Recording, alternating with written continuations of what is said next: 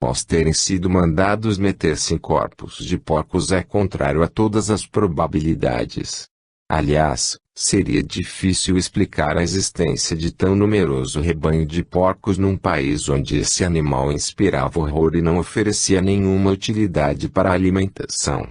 Não é por ser mau que um espírito deixa de ser um espírito humano, embora tão imperfeito que continue a fazer o mal, depois de desencarnar, como fazia antes, e é contrário a todas as leis da natureza que ele possa animar o corpo de um animal. É preciso, pois, ver nesse fato a existência de um desses exageros tão comuns nos tempos de ignorância e de superstição, ou, talvez, uma alegoria destinada a caracterizar os pendores imundos de certos espíritos. 35.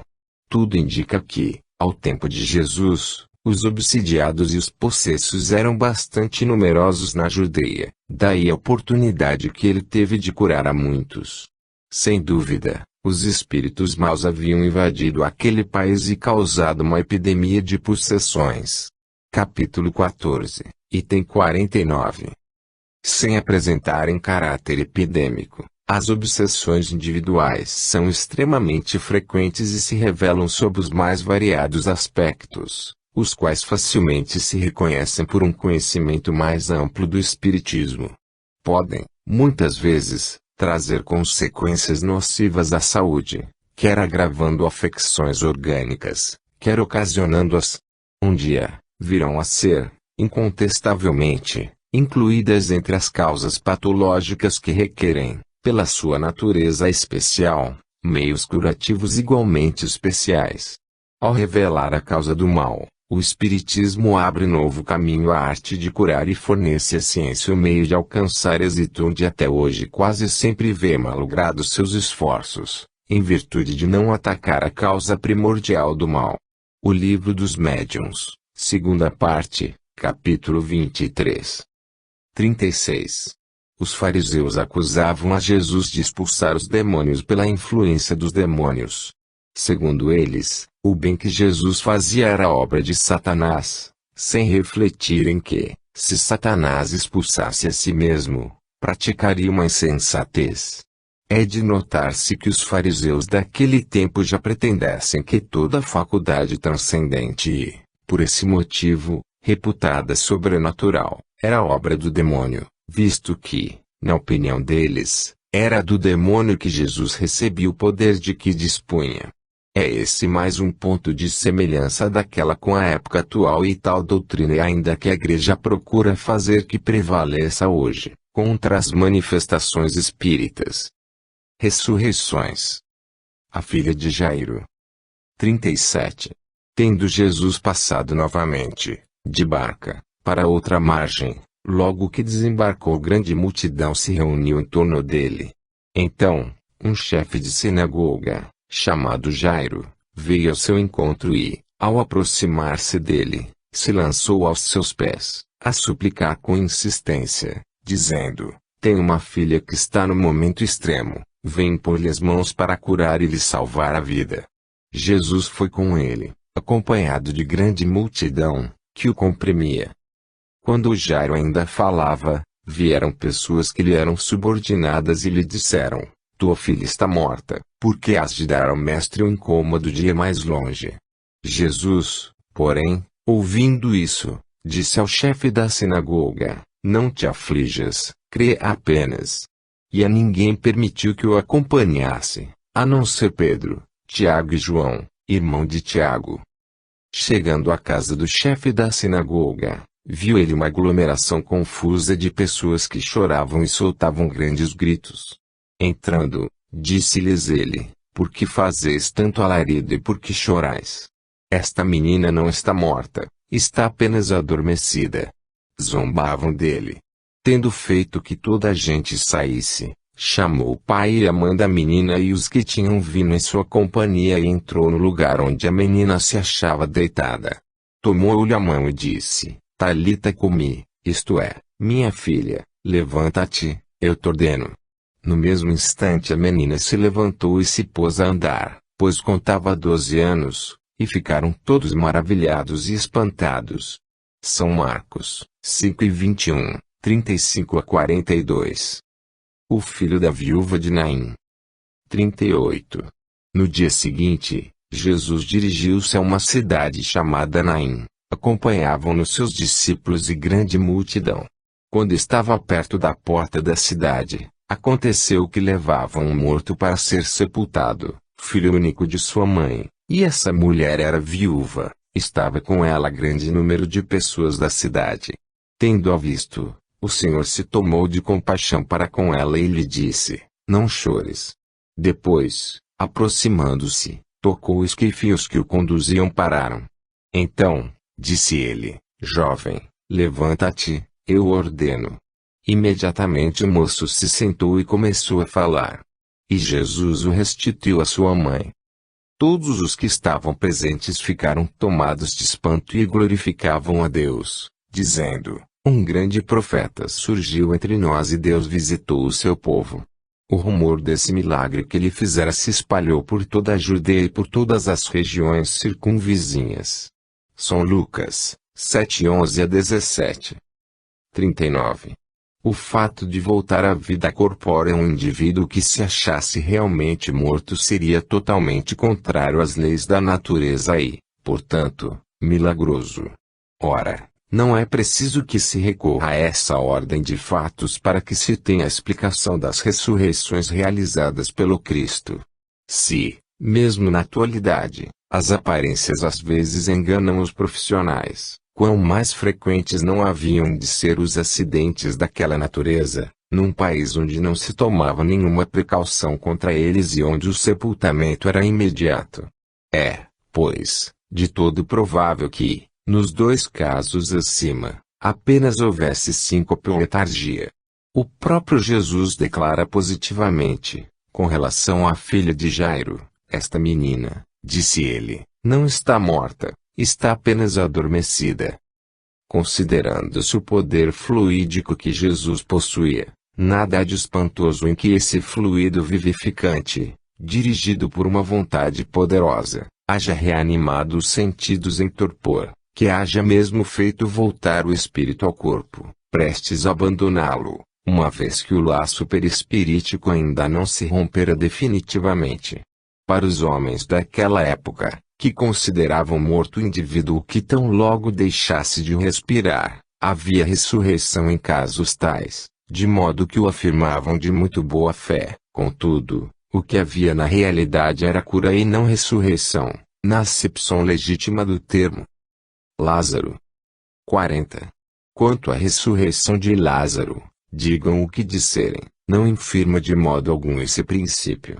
Dizem que ele já estava no sepulcro há 4 dias, sabe-se, porém, que há letargias que duram 8 dias e até mais. Acrescentam que já cheirava mal, o que é sinal de decomposição. Esta alegação também nada prova, visto que em certos indivíduos há decomposição parcial do corpo, mesmo antes da morte, havendo em tal caso cheiro de podridão. A morte só se verifica quando são atacados os órgãos essenciais à vida. Aliás, quem podia saber que Lázaro já cheirava mal? Foi sua irmã Maria quem o disse. Mas como sabia disso? Ela apenas o supunha, pois que Lázaro estava enterrado há 4 dias. Entretanto, não podia ter nenhuma certeza desse fato. Capítulo 14, item 29. Nota de Acá. O fato seguinte prova que a decomposição precede algumas vezes a morte. No convento do Bom Pastor, fundado em Toulon, pelo padre Marim, capelão dos cárceres, e destinado às decaídas que se arrependem, encontrava-se uma jovem que suportara os mais terríveis sofrimentos com a calma e a impassibilidade de uma vítima expiatória. Em meio de suas dores parecia sorrir a uma visão celestial. Como Santa Teresa, pedia para sofrer mais, embora suas carnes já se achassem em frangalhos e a gangrena já devastasse seus membros. Por sábia previdência, os médicos tinham recomendado que enterrassem o corpo imediatamente após o falecimento. Mas coisa estranha. Mal a doente exalou o último suspiro, cessou todo o trabalho de decomposição, desapareceram as exalações cadavéricas, de sorte que durante 36 horas o corpo pôde ficar exposto às preces e à veneração da comunidade. Fim da nota. Jesus caminha sobre a água. 41. Logo, Jesus convidou os discípulos a tomarem a barca e passarem para outra margem, enquanto ele se despedia do povo. Depois das despedidas, subiu a um monte para orar e, tendo caído a noite, achou-se ele sozinho naquele lugar. Enquanto isso, a barca era fortemente açoitada pelas ondas, em meio do mar, porque o vento soprava em sentido contrário. Mas, na quarta vigília da noite, Jesus foi ter com eles, caminhando sobre o mar. Quando eles o viram andando sobre o mar, turbaram-se e diziam: é um fantasma, e se puseram a gritar, amedrontados. Jesus então lhes falou, dizendo: tranquilizai-vos, sou eu, não tenhas medo. Pedro lhe respondeu: Senhor, se és tu, manda que eu vá ao teu encontro, caminhando sobre as águas. Disse-lhe Jesus: vem. Então Pedro, descendo da barca, caminhava sobre a água, ao encontro de Jesus. Mas, vindo um grande vento, ele teve medo, e como começasse a submergir, clamou: Senhor, salva-me. Logo, Jesus, estendendo-lhe a mão, disse: homem de pouca fé, por que duvidaste? E, tendo subido para a barca, cessou o vento. Então, os que estavam na barca, aproximando-se dele, o adoraram, dizendo: verdadeiramente és o Filho de Deus. São Mateus 14, 22 a 33. 42. Este fenômeno encontra explicação natural nos princípios acima expostos, capítulo 14, item 43. Exemplos análogos provam que ele nada tem de impossível, nem de miraculoso, pois que se produz sob a ação das leis da natureza. Pode operar-se de duas maneiras. Jesus, embora estivesse vivo, pôde aparecer sobre a água com uma forma tangível, enquanto seu corpo permanecia em outro lugar. É a hipótese mais provável. Pode-se mesmo reconhecer, nessa narrativa, alguns sinais característicos das aparições tangíveis. Capítulo 14, itens 35 a 37. Por outro lado, também pode ter sucedido que seu corpo fosse sustentado e neutralizado a sua gravidade pela mesma força fluídica que mantém uma mesa no espaço, sem ponto de apoio. Idêntico efeito se produz muitas vezes com os corpos humanos. Transfiguração. 43. 6 dias depois, tendo chamado Pedro, Tiago e João em particular, Jesus os levou consigo a um alto monte afastado e se transfigurou diante deles. Enquanto orava, seu rosto pareceu inteiramente outro, suas vestes se tornaram brilhantemente luminosas e brancas como a neve, como nenhum lavadeiro na terra é capaz de fazer alguma tão alva. E eles viram aparecer Elias e Moisés, a conversar com Jesus. Então, disse Pedro a Jesus: Mestre, estamos bem aqui. Façamos 3 tendas, uma para ti, outra para Moisés, outra para Elias. É que ele não sabia o que dizia, tão espantado estava. Ao mesmo tempo, apareceu uma nuvem que os cobriu, e, dessa nuvem, partiu uma voz, fazendo ouvir estas palavras: Este é o meu filho bem-amado, escutai-o. Logo, olhando para todos os lados, a ninguém mais viram, senão a Jesus, que ficara sós com eles. Quando desciam do monte, ordenou-lhes ele que a ninguém falassem do que tinham visto, até que o Filho do Homem ressuscitasse dentre os mortos. E eles conservaram o fato em segredo, inquirindo uns dos outros o que teria lhe querido dizer com estas palavras, até que o Filho do Homem tenha ressuscitado dentre os mortos. São Marcos 9, 2 a 9. 44. E ainda nas propriedades do fluido perispirítico que se encontra a explicação deste fenômeno. A transfiguração, explicada no capítulo 14, item 39, é um fato bastante comum que, em virtude da irradiação fluídica, pode modificar a aparência de um indivíduo, mas a pureza do perispírito de Jesus permitiu que seu espírito lhe desse excepcional fulgor. Quanto à aparição de Moisés e Elias cabe inteiramente no rol de todos os fenômenos do mesmo gênero. Capítulo 14, itens 35 e seguintes. De todas as faculdades que Jesus revelou, nenhuma se encontra fora das condições da humanidade que não se ache comumente nos homens, porque estão todas na ordem da natureza. Mas, pela superioridade de sua essência moral e de suas qualidades fluídicas, aquelas faculdades atingiram nele proporções acima das que são vulgares. Posto de lado o seu envoltório carnal, ele nos exibe a condição dos espíritos puros. Tempestade aplacada. 45. Certo dia, tendo tomado uma barca com seus discípulos, disse-lhes ele: passemos à outra margem do lago. Partiram então. Durante a travessia, ele adormeceu. Então, um grande turbilhão de vento se abateu de súbito sobre o lago, de sorte que, enchendo-se a barca de água, eles se viam em perigo. Aproximaram-se, pois, dele e o despertaram, dizendo-lhe: Mestre, perecemos. Jesus, levantando-se, falou, ameaçador, aos ventos e às ondas agitadas, e uns e outras se aplacaram, sobrevindo grande calma.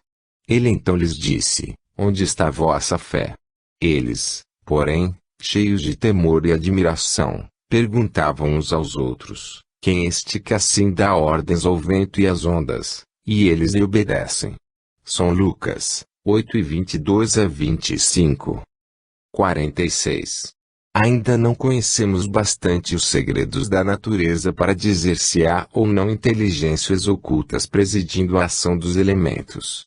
Na hipótese de haver, o fenômeno em questão poderia ter resultado de um ato de autoridade sobre essas inteligências e provaria um poder que não é permitido a nenhum homem exercer. Seja como for, o fato de Jesus dormir tranquilamente durante a tempestade, atesta, de sua parte, uma segurança que só se pode explicar pela circunstância de que seu espírito via não haver perigo nenhum e que a tempestade ia se acalmar.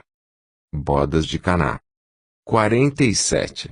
Este milagre, mencionado apenas no Evangelho de João, é apresentado como o primeiro que Jesus realizou e, nessas condições, deveria ter sido um dos mais notados.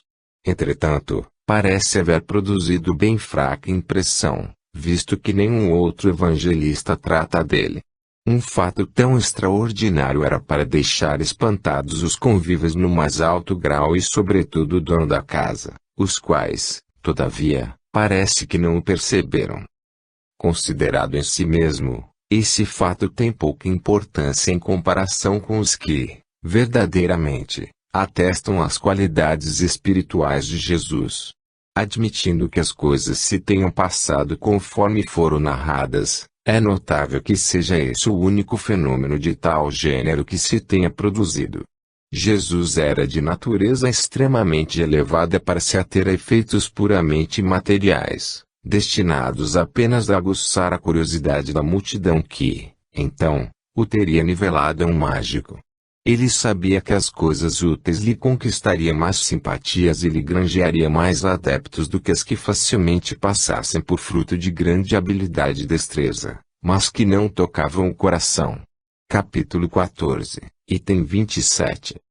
Se bem que o fato se possa explicar, até certo ponto, por uma ação fluídica que houvesse mudado as propriedades da água, dando-lhe o sabor de vinho, conforme atestam numerosos exemplos oferecidos pelo magnetismo, essa hipótese é pouco provável, considerando-se que, em tal caso, tendo do vinho unicamente o sabor, a água teria conservado a sua coloração, o que não deixaria de ser notado. É mais racional que se veja aí uma daquelas parábolas tão frequentes nos ensinos de Jesus, como a do filho pródigo, a do festim das bodas, do mal rico, da figueira que secou, e tantas outras, que, todavia, se apresentam com caráter de fatos ocorridos. Provavelmente, durante as refeições, ele terá aludido ao vinho e à água, tirando de ambos um ensinamento. O que justifica esta opinião são as palavras que o mordomo lhe dirige a respeito. Toda a gente serve em primeiro lugar o vinho bom e, depois que todos o têm bebido muito, serve o menos fino. Tu, porém, reservaste até agora bom vinho. Entre duas hipóteses, deve-se preferir a mais racional, e os espíritas não são tão crédulos a ponto de só verem manifestações por toda parte, nem tão absolutos em suas opiniões que pretendam explicar tudo por meio dos fluidos. Multiplicação dos pães. 48. A multiplicação dos pães é um dos milagres que mais tem intrigado os comentadores e, ao mesmo tempo, alimentado as zombarias dos incrédulos. Sem se darem ao trabalho de lhe perscrutar o sentido alegórico, para estes últimos ele não passa de um conto pueril. Entretanto, a maioria das pessoas sérias tem visto na narrativa desse fato, embora sob forma diferente da ordinária, uma parábola, em que se compara o alimento espiritual da alma ao alimento do corpo. Pode-se, todavia, perceber nela mais do que uma simples figura e admitir, de certo ponto de vista, a realidade de um fato material, sem que, para isso, seja preciso se recorrer ao prodígio. É sabido que uma grande preocupação de espírito, bem como a atenção fortemente presa a uma coisa fazem esquecer a fome. Ora, os que seguiam a Jesus eram criaturas ávidas de ouvi-lo, nada, pois, há de espantoso em que, fascinados por sua palavra e talvez também pela poderosa ação magnética que ele exercia sobre os que o cercavam, estes não tenham experimentado a necessidade material de comer. Jesus, que previa esse resultado, não teve nenhuma dificuldade para tranquilizar os discípulos, dizendo-lhes, na linguagem figurada que lhe era habitual, e admitindo que realmente houvessem trazido pães, que estes bastariam para saciar a fome da multidão. Ao mesmo tempo, dava aos discípulos uma lição, dizendo-lhes, dai-lhes vós mesmos de comer. Ensinava-lhes, assim, que eles também podiam alimentar por meio da palavra. Dessa forma, a par do sentido moral alegórico, produziu-se um efeito fisiológico natural e muito conhecido. O prodígio, no caso, está no ascendente da palavra de Jesus, bastante poderosa para cativar a atenção de uma multidão imensa, a ponto de fazê-la esquecer-se de comer. Esse poder moral comprova a superioridade de Jesus, muito mais do que o fato puramente material da multiplicação dos pães, que deve ser considerada como alegoria. O próprio Jesus, aliás, confirmou esta explicação nas duas passagens seguintes. O fermento dos fariseus. 49. Ora, tendo seus discípulos passado para um outro lado do mar, esqueceram-se de levar pães. Jesus lhes disse, tende cuidado de vos precaver contra o fermento dos fariseus e dos saduceus. Eles, porém, pensavam e diziam entre si, é porque não trouxemos pães. Jesus, conhecendo-lhes os pensamentos, disse, homens de pouca fé, porque haveis de estar cogitando de não terdes trazido pães. Ainda não compreendeis e não vos lembrais quantos cestos levastes. Como não compreendereis que não é do pão que eu vos falava, quando disse que vos guardasseis do fermento dos fariseus e saduceus? Eles então compreenderam que ele não lhes dissera que se preservassem do fermento que se põe no pão, mas da doutrina dos fariseus e dos saduceus. São Mateus 16, 5-12. O pão do céu. 50. No dia seguinte, o povo, que permanecera do outro lado do mar, notou que lá não chegara outra barca e que Jesus não havia entrado na que seus discípulos tomaram, que estes haviam partido sós, e como tinham chegado depois outras barcas de Tiberíades, perto do lugar onde o Senhor, após render graças, os alimentara com os 5 pães, e como verificassem por fim que Jesus não estava lá, tampouco seus discípulos, entraram naquelas barcas e foram para Cafarnaum, em busca de Jesus. E, tendo-o encontrado além do mar, disseram-lhe, Mestre, quando vieste para cá? Jesus lhes respondeu, em verdade vos digo que me procurais, não por causa dos milagres que vistes, mas porque eu vos dei pão a comer e ficastes saciados. Trabalhai por ter, não o alimento que perece, mas o que dura para a vida eterna e que o Filho do Homem vos dará, porque foi nele que Deus, o Pai, imprimiu seu selo e seu caráter. Perguntaram-lhe eles: que devemos fazer para produzir obras de Deus? Respondeu-lhes Jesus: a obra de Deus é que creiais naquele que lhe enviou. Perguntaram-lhe então: que milagre operarás que nos faça crer, vendo-o? Que farás de extraordinário? Nossos pais comeram o maná no deserto, conforme está escrito, ele lhes deu de comer o pão do céu. Jesus lhes respondeu: em verdade vos digo que Moisés não vos deu o pão do céu, meu Pai é quem dá o verdadeiro pão do céu, porque o pão de Deus é aquele que desceu do céu e que dá vida ao mundo. Disseram eles então: Senhor, dá-nos sempre desse pão. Jesus lhes respondeu: eu sou o pão da vida, aquele que vem a mim não terá fome e aquele que em mim crê não terá sede. Mas, eu já vos disse, vós me tendes visto e não credes. Em verdade vos digo, aquele que crê em mim tem a vida eterna. Eu sou o pão da vida. Vossos pais comeram o maná do deserto e morreram. Aqui está o pão que desceu do céu, a fim de que quem dele comer não morra. São João 6:22-36, 47-50. 51.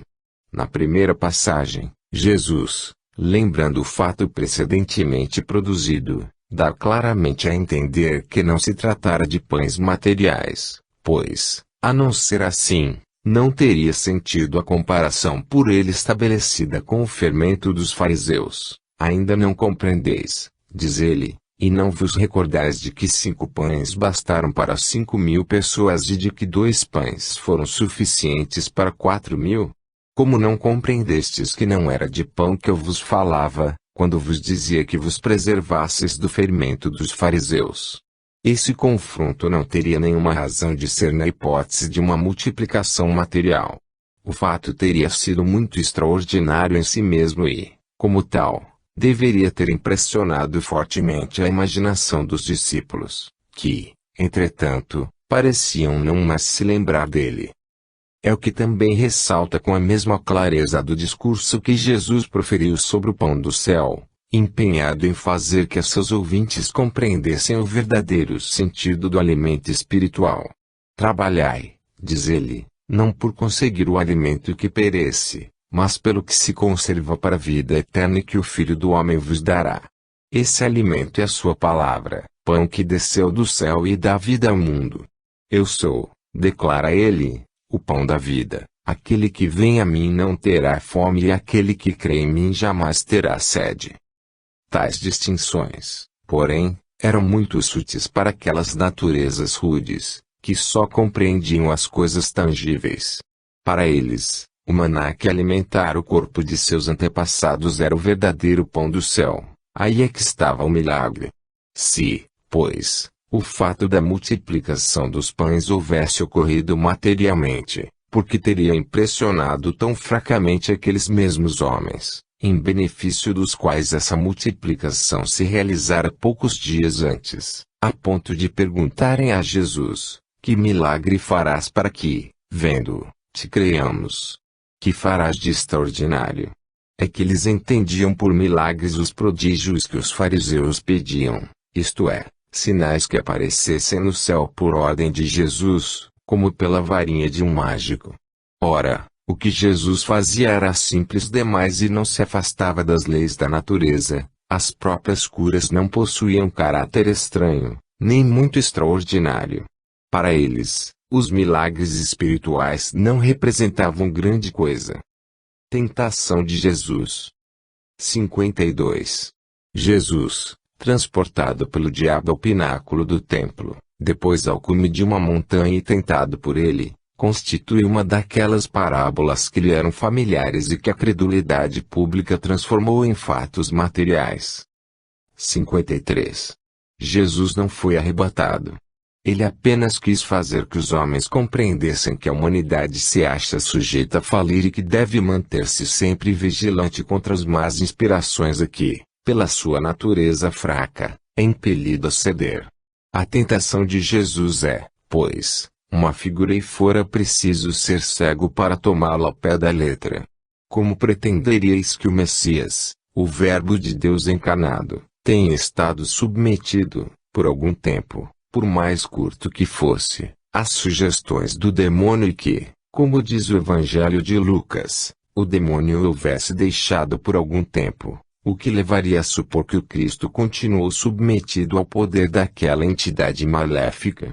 Não, compreendei melhor os ensinos que vos foram dados. O espírito do mal não teria nenhum poder sobre a essência do bem. Ninguém diz ter visto Jesus no cume da montanha, nem no pináculo do templo. Sem dúvida, tal fato se teria espalhado por todos os povos. A tentação, portanto, não constitui um ato material e físico. Quanto ao ato moral, admitiríeis que o espírito das trevas pudesse dizer àquele que conhecia sua própria origem e o seu poder: adora-me, que te darei todos os reinos da terra. Então o demônio desconheceria aquele a quem fazia tais oferecimentos. Não é provável. Ora, se o conhecia, suas propostas eram uma insensatez, pois ele sabia perfeitamente que seria repelido por aquele que viera destruir o seu império sobre os homens. Compreendei, portanto, o sentido dessa parábola, pois se trata apenas de uma parábola, do mesmo modo que nos casos do filho pródigo e do bom samaritano. Aquela mostra os perigos que correm os homens, se não resistem à voz íntima que lhes clama sem cessar: podes ser mais do que és, podes possuir mais do que possuis, podes engrandecer-te, adquirir muito, cede à voz da ambição e todos os teus desejos serão satisfeitos. Ela vos mostra o perigo e o meio de o evitardes, dizendo às más inspirações: retira-te, Satanás, ou, por outras palavras, vai-te, tentação. As duas outras parábolas que lembrei mostram o que ainda pode esperar aquele que, por muito fraco para expulsar o demônio, lhe sucumbiu às tentações. Mostram a misericórdia do pai de família, pousando a mão sobre a fronte do filho arrependido e concedendo-lhe, com amor, o perdão implorado. Mostram o culpado, o cismático, o homem repelido por seus irmãos, valendo mais, aos olhos do juiz supremo, do que os que o desprezam, por praticar ele as virtudes ensinadas pela lei de amor. Pesai bem os ensinamentos que os evangelhos contêm, sabei distinguir o que ali está em sentido próprio, ou em sentido figurado, e os erros que vos têm cegado durante tantos séculos se apagarão pouco a pouco, cedendo lugar à brilhante luz da verdade. João Evangelista, Bordeaux, 1862. Prodígios por ocasião da morte de Jesus. 54. Ora, desde a 6ª do dia até a 9ª, toda a terra se cobriu de trevas. Ao mesmo tempo o véu do templo se rasgou em dois, de alto a baixo, a terra tremeu, as pedras se fenderam, os sepulcros se abriram e muitos corpos de santos, que estavam no sono da morte, ressuscitaram, e, saindo de seus túmulos após a ressurreição, vieram à cidade santa e foram vistos por muitas pessoas. São Mateus, 27:45, 51 a 53. 55. É estranho que tais prodígios, operando-se no próprio momento em que a atenção da cidade se concentrava no suplício de Jesus, que era o acontecimento do dia, não tenham sido notados, já que nenhum historiador os menciona. Parece impossível que um tremor de terra e o fato de ficar toda a terra envolta em trevas durante 3 horas, num país onde o céu é sempre de perfeita limpidez, tenham passado despercebidos. A duração de tal obscuridade teria sido quase a de um eclipse do Sol, mas os eclipses dessa espécie só se produzem na lua nova, e a morte de Jesus ocorreu em fase de lua cheia, a 14 de Nissan, dia da Páscoa dos judeus. O obscurecimento do Sol também pode ser produzido pelas manchas que se observam na sua superfície. Em tal caso, o brilho da luz se enfraquece sensivelmente, porém nunca a ponto de produzir obscuridade e trevas. Supondo que um fenômeno desse gênero tivesse ocorrido, ele resultaria de uma causa perfeitamente natural. Quanto aos mortos que ressuscitaram, possivelmente algumas pessoas tiveram visões ou viram aparições, o que não é excepcional. Entretanto, como então não se conhecia a causa desse fenômeno, presumiram que as figuras vistas saíam dos sepulcros. Comovidos com a morte de seu mestre, os discípulos de Jesus sem dúvida ligaram a essa morte alguns fatos particulares, aos quais não teriam prestado nenhuma atenção em outra ocasião. Bastou, talvez, que um fragmento de rochedo se haja destacado naquele momento para que pessoas inclinadas ao maravilhoso tenham visto nesse fato um prodígio e, ampliando-o, tenham dito que as pedras se fenderam. Jesus é grande por suas obras e não pelos quadros fantásticos com que um entusiasmo pouco ponderado achou por bem envolvê-lo. Aparição de Jesus após sua morte. 56. Mas Maria, Madalena, se conservou fora, perto do sepulcro, a derramar lágrimas. E, estando a chorar, como se abaixasse para olhar dentro do sepulcro, viu dois anjos vestidos de branco, assentados no lugar onde estivera o corpo de Jesus, um à cabeceira, o outro ao lado dos pés. Disseram-lhe eles: Mulher, por que choras? Ela respondeu: É que levaram o meu Senhor e não sei onde o puseram. Tendo dito isto, voltou-se e viu Jesus de pé, sem saber, entretanto, que fosse Jesus. Este então lhe disse: Mulher, por que choras? A quem procuras? Ela, pensando que fosse o jardineiro, lhe disse: Senhor, se foste tu quem o tirou, dize-me onde o puseste e eu o levarei. Disse-lhe Jesus: Maria. Logo ela se voltou e disse: Rabuni, isto é, meu Senhor. Jesus lhe respondeu: Não me toques, porque ainda não subi para o meu Pai, mas vai ter com meus irmãos e dize-lhes de minha parte: Subiu a meu Pai e vosso Pai, a meu Deus e vosso Deus. Maria Madalena foi então dizer aos discípulos que vira o Senhor e que este lhe dissera aquelas coisas. São João 20:11-18. 57. Naquele mesmo dia, indo dois deles para uma aldeia chamada Emaús, distante de Jerusalém 60 estádios, falavam entre si de tudo o que se passara. E aconteceu que, quando conversavam e discorriam sobre isso, Jesus se lhes juntou e se pôs a caminhar com eles. Seus olhos, porém, estavam tolhidos, a fim de que não o pudessem reconhecer.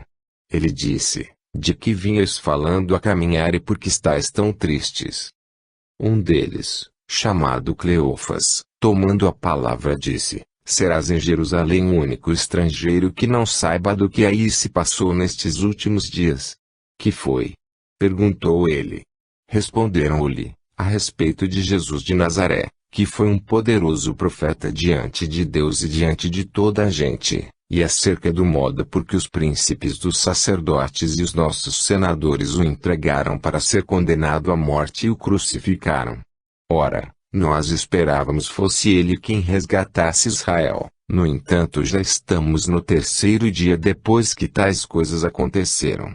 É certo que algumas mulheres das que estavam conosco nos espantaram, pois que, tendo ido ao seu sepulcro antes do romper do dia, nos vieram dizer que anjos mesmos desapareceram, dizendo-lhes que ele está vivo. E alguns dos nossos, tendo ido também ao sepulcro, encontraram todas as coisas conforme as mulheres haviam referido, mas, quanto a ele, não encontraram. Disse-lhes então Jesus: Ó insensatos, de coração tardo a crer em tudo que os profetas disseram.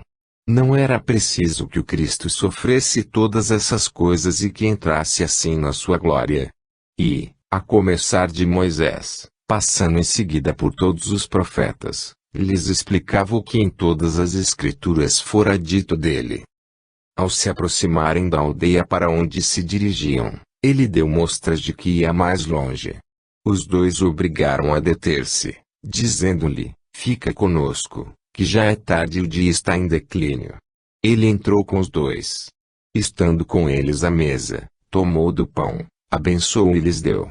Abriram-se-lhes ao mesmo tempo os olhos e ambos o reconheceram. Ele, porém, lhes desapareceu das vistas.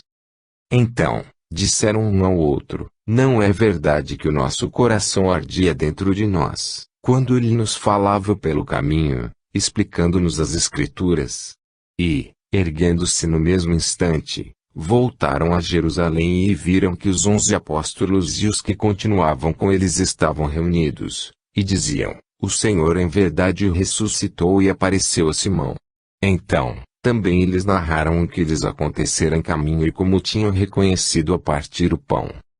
Enquanto assim confabulavam, Jesus se apresentou no meio deles e lhes disse: a paz seja convosco, sou eu, não vos assusteis. Mas, na perturbação e no medo de que foram tomados, eles imaginaram estar vendo um espírito. E Jesus lhes disse: por que vos turbais? Por que se elevam tantos pensamentos nos vossos corações? Olhai para as minhas mãos e para os meus pés e reconhecei que sou eu mesmo. Tocai-me e considerai que um espírito não tem carne, nem osso, como vedes que eu tenho. Dizendo isso, mostrou-lhes as mãos e os pés. Mas como eles ainda não acreditassem, tão transportados de alegria e de admiração se achavam, disse-lhes: tendes aqui alguma coisa que se coma? Eles lhe apresentaram um pedaço de peixe assado e um favo de mel. Ele comeu diante deles e, tomando os restos, lhes deu, dizendo: eis que, estando ainda convosco, eu vos dizia que era necessário que se cumprisse tudo o que de mim fora escrito na lei de Moisés, nos profetas e nos salmos. Ao mesmo tempo lhes abriu o espírito, a fim de que entendessem as Escrituras, e lhes disse: é assim que está escrito e assim era que se fazia necessário que o Cristo sofresse e ressuscitasse dentre os mortos ao terceiro dia, e que se pregasse em seu nome a penitência e a remissão dos pecados em todas as nações, a começar por Jerusalém. Ora, vós sois testemunhas dessas coisas. Vou enviar-vos o dom de meu Pai, o qual vos foi prometido, mas, por enquanto, permanecei na cidade, até que eu vos haja revestido da força do alto. São Lucas, 24:13-49. 58.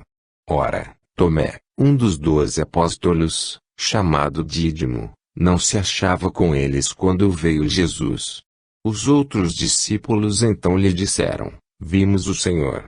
Ele, porém, lhes disse: se eu não vir nas suas mãos as marcas dos cravos que as atravessaram e não puser o dedo no buraco feito pelos cravos e minha mão no rasgando o seu lado, não acreditarei, absolutamente.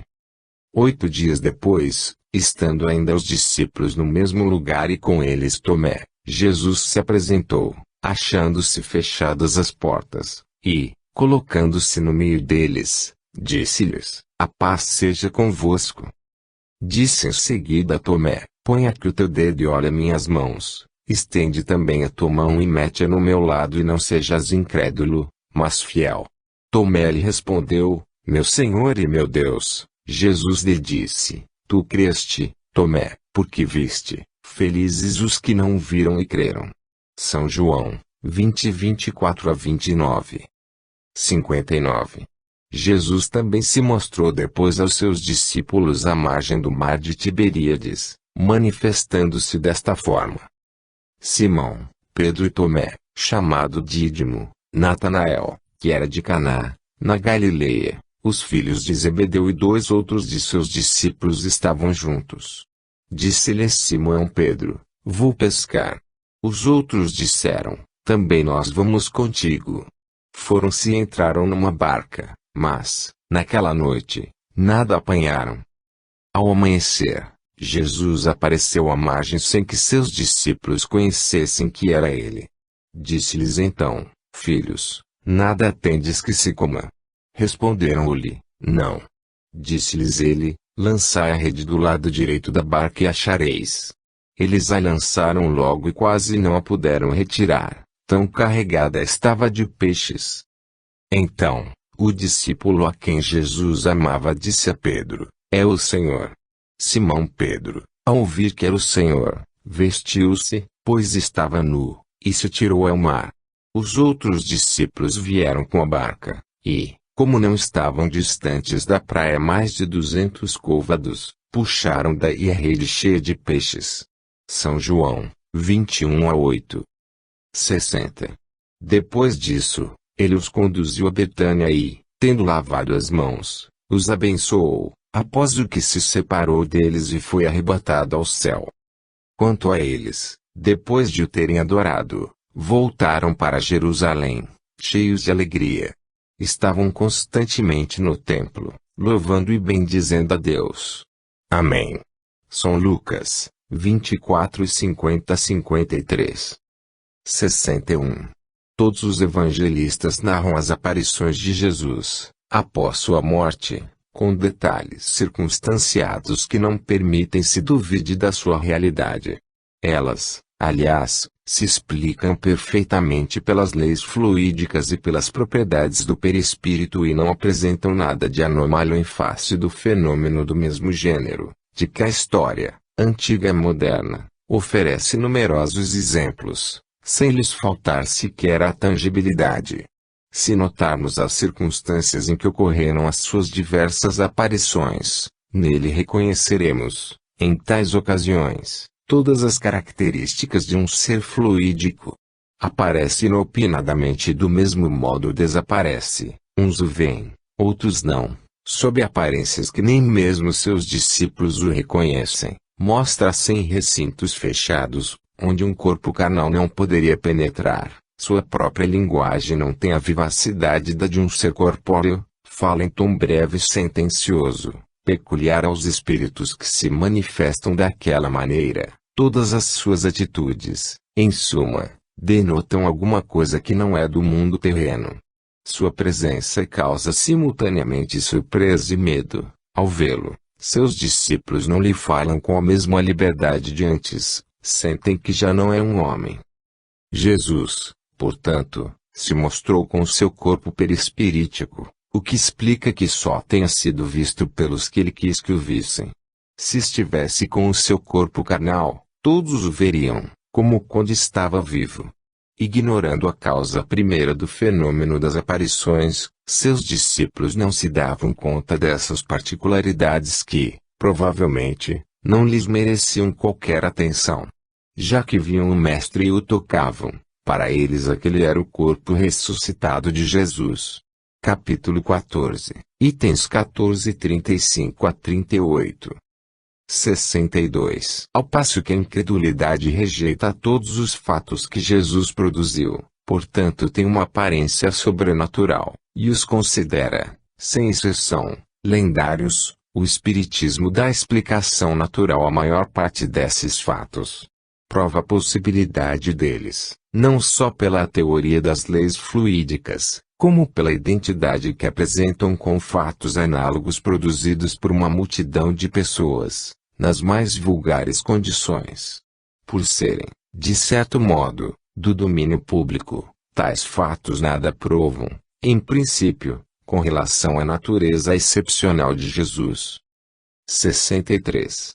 O maior milagre que Jesus operou, o que verdadeiramente atesta sua superioridade, foi a revolução que seus ensinamentos produziram no mundo, apesar da exiguidade dos seus meios de ação.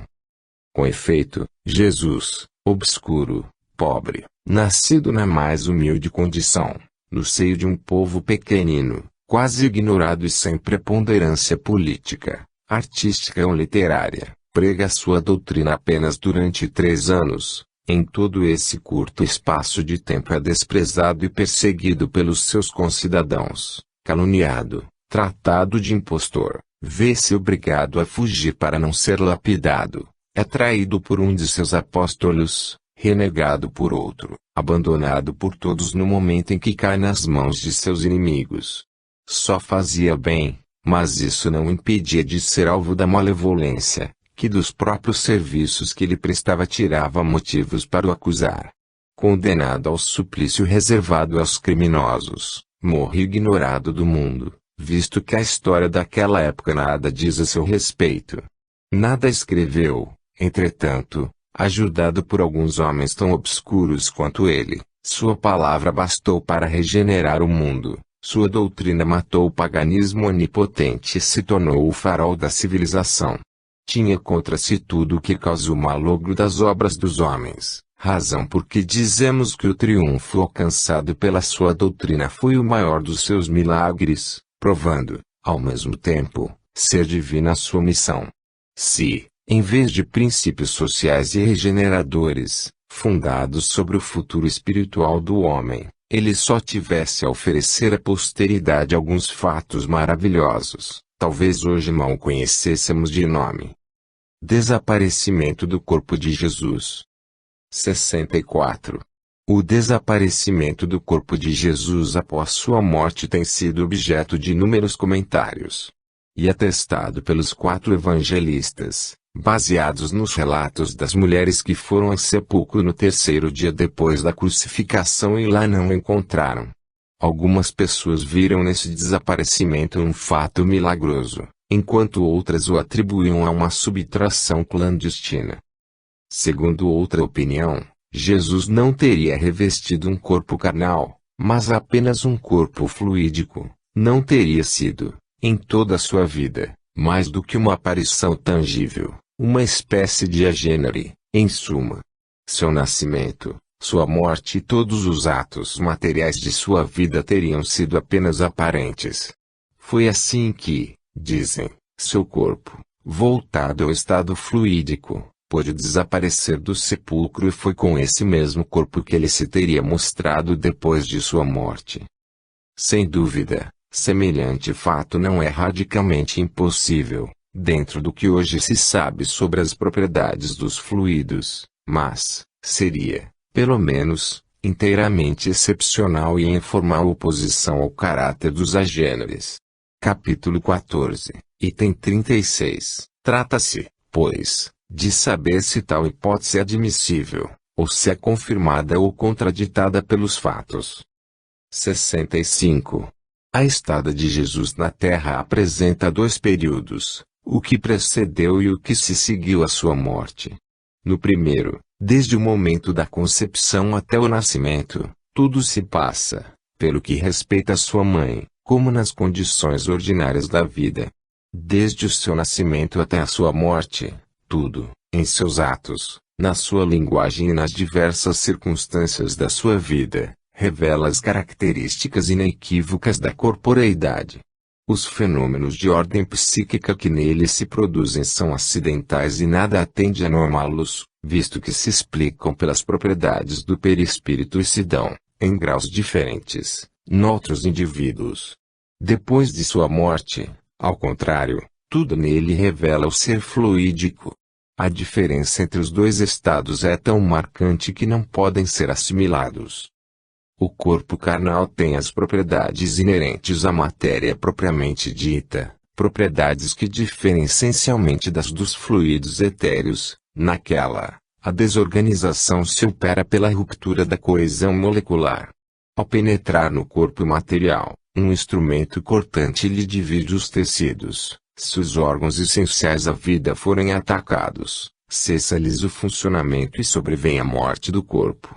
Não existindo nos corpos fluídicos essa coesão, a vida já não depende da ação de órgãos especiais, de modo que não se podem produzir desordens análogas àquelas.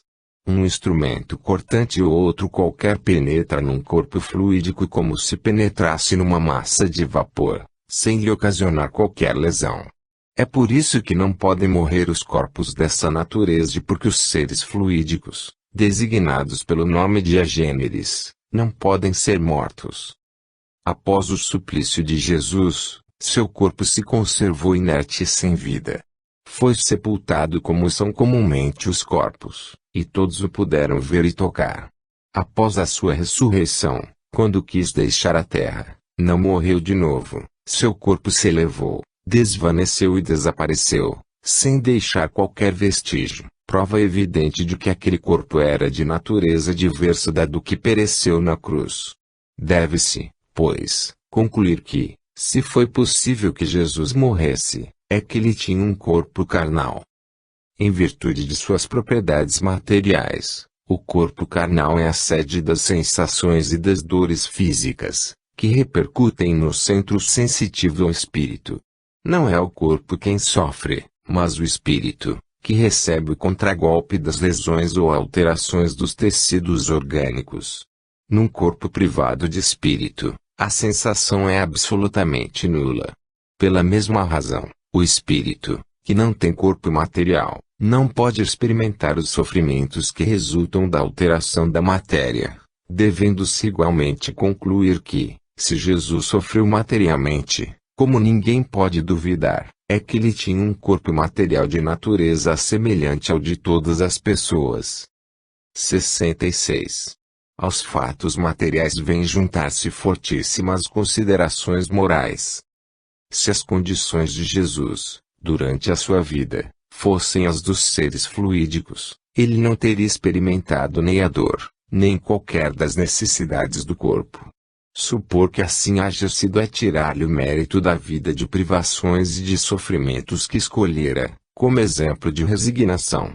Se tudo nele não passasse de aparência, todos os atos de sua vida, a reiterada predição de sua morte, a cena dolorosa do Jardim das Oliveiras, sua prece a Deus para que lhe afastasse o cálice dos lábios, sua paixão, sua agonia, tudo, até o último brado, no momento de entregar o espírito, não teria sido mais que um vão simulacro para enganar com relação à sua natureza e fazer crer num sacrifício ilusório de sua vida, numa comédia indigna de um homem simplesmente honesto, e, com mais forte razão, indigna de um ser tão superior. Numa palavra, ele teria abusado da boa-fé dos seus contemporâneos e da posteridade. Tais as consequências lógicas desse sistema, consequências inadmissíveis, porque o rebaixariam moralmente, em vez de o elevarem.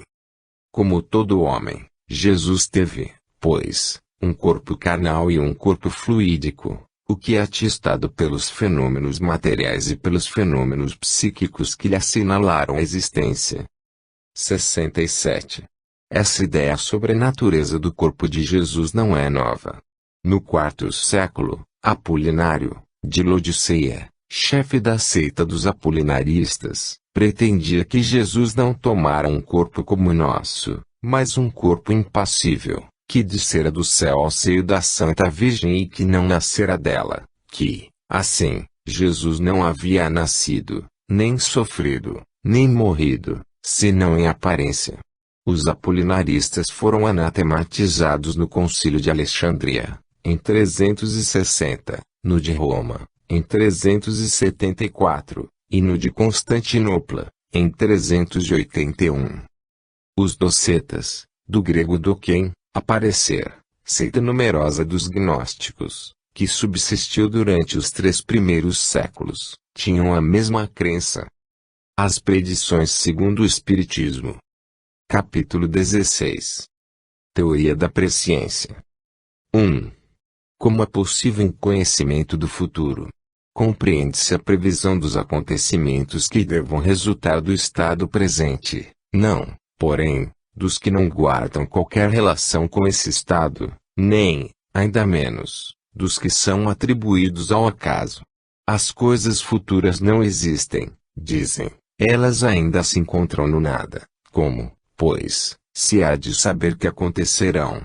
E, contudo, são muito numerosos os casos de predições realizadas, o que nos leva à conclusão de que ocorre aí um fenômeno para cuja explicação falta a chave, visto não haver efeito sem causa.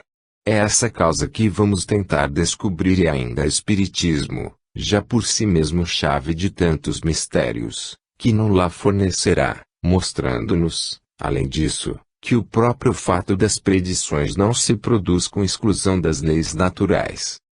Tomemos para comparação um exemplo nas coisas usuais. Ele nos ajudará a compreender o princípio que teremos de desenvolver. 2. Suponhamos um homem colocado no alto de uma montanha, a contemplar a vasta extensão da planície à sua volta. Nessa situação, o espaço de uma légua será pouca coisa para ele, que poderá facilmente apanhar, de um golpe de vista, todos os acidentes do terreno, desde o começo até o fim da estrada que esteja diante de seus olhos. O viajante que pela primeira vez percorra essa estrada sabe que, caminhando, chegará ao fim dela, não passando isso de simples previsão da consequência que terá sua marcha. Entretanto, os acidentes do terreno,